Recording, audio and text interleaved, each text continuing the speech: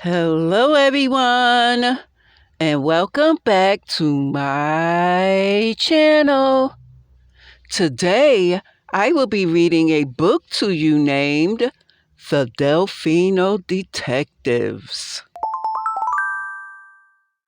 Look, William, said Laura as she and her brother sat down in front of the porch with their peanut butter and banana sandwiches. There's a police car next door at Miss Watson's. I'm going to find out what's going on. Wait, Laura, called William. You can't just ring the doorbell and say, "Hello, officer.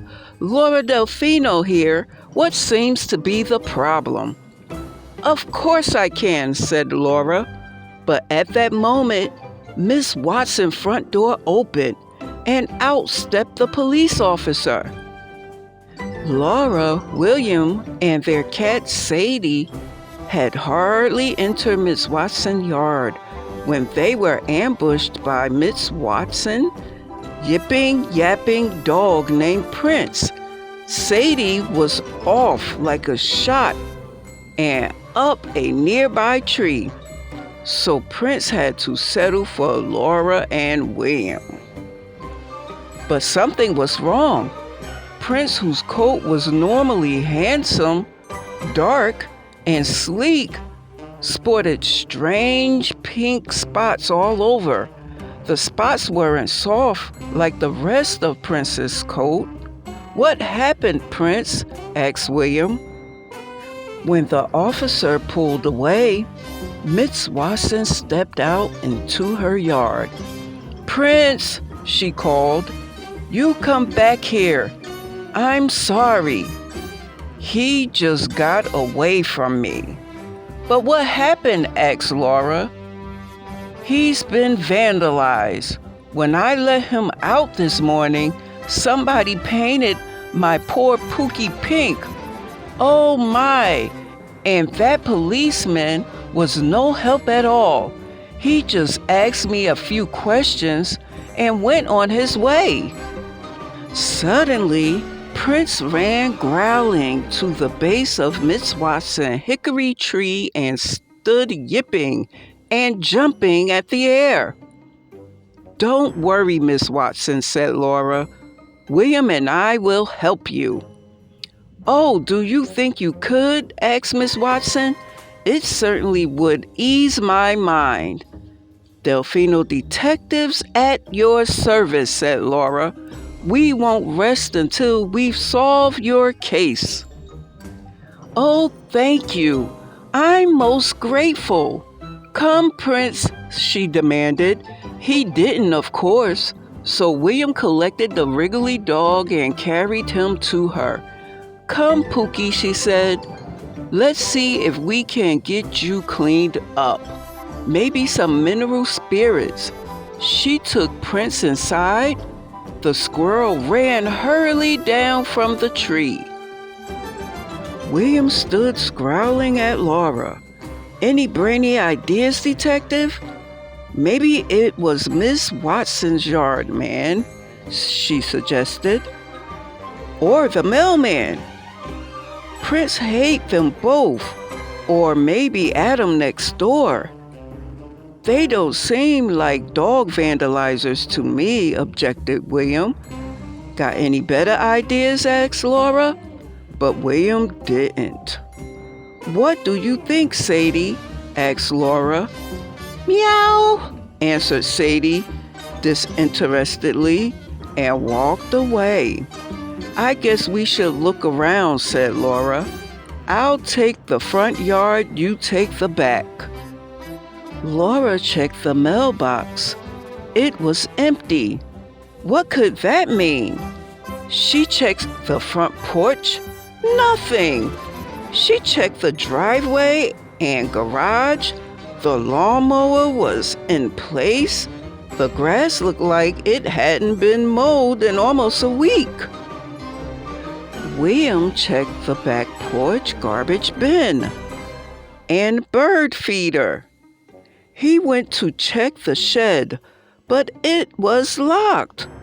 What should he be looking for? He didn't have a clue. "Did you find anything?" William asked Laura after returning to the front yard. "The mailbox is suspiciously empty," Laura whispered. William rolled his eyes. So, she didn't get any mail. What now? The Delphino duo decided to go home, finish their snacks, and strategize. When their strategy got them no closer to solving the case, William and Laura decided to break from detective work and pass the soccer ball for a bit. William stopped the ball and paused. "Is that Sadie at the back of Miss Watson's shed?" Sadie crept along the ground ever so slowly, eyes fixed straight ahead. "Who she's after?" asked Laura. "Miss Watson won't like it if she gets one of her birds." "Here, kitty," William called. Sadie turned her ears to the side and then back, all the while maintaining focus on the object of interest. "We better check it out," said William. When William and Laura reached Sadie, they could see that it was no bird she was stalking.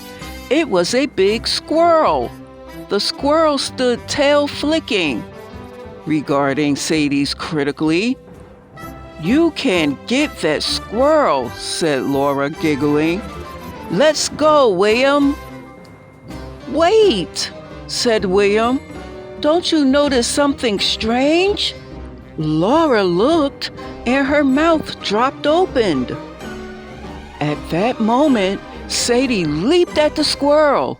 In a flash, he was across the grass, up the wall, and through a hole in the back of Miss Watson's shed. Sadie slunk away, annoyed by the whole situation.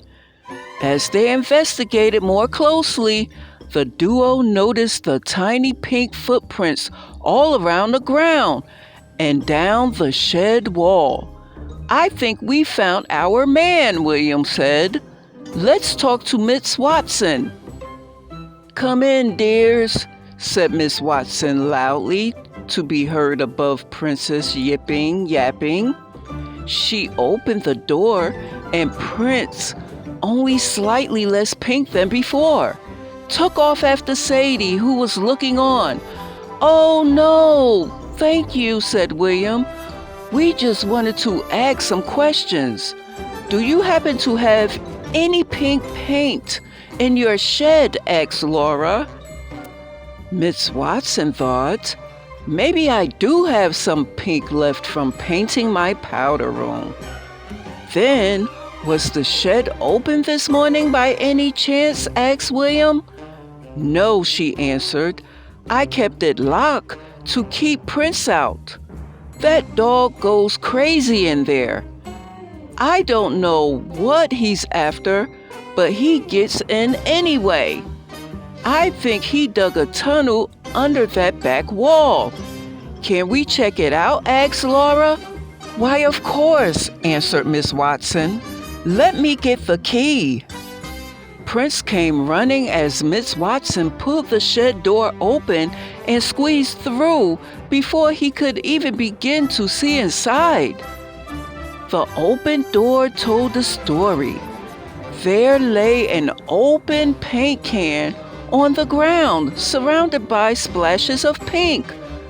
Prince was yipping and jumping at the shelves from which the can had fallen.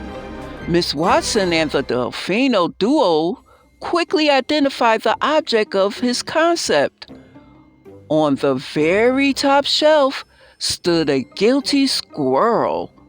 He paused for only a moment, looking at his unwelcome spectators and flicking his tail nervously before leaping up and out through the hole in the wall. "Here's how it happened," said William. "Prince got into the shed after that squirrel.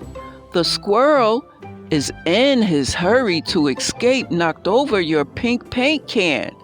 The lid came off and Prince got a pretty splash of pink. "I think I understand," said Miss Watson. "But how did you know?" "We saw the culprit inside," answered Laura. "Sadie found him pink feet." Miss Watson laughed out loud. Prince stood sulking, rather irritated that his squirrel has gotten away.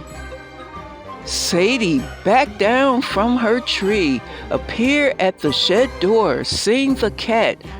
Prince took off with one sharp yip in robo mode, but before he could reach her, Sadie leaped gracefully into the workbench, just out of his reach.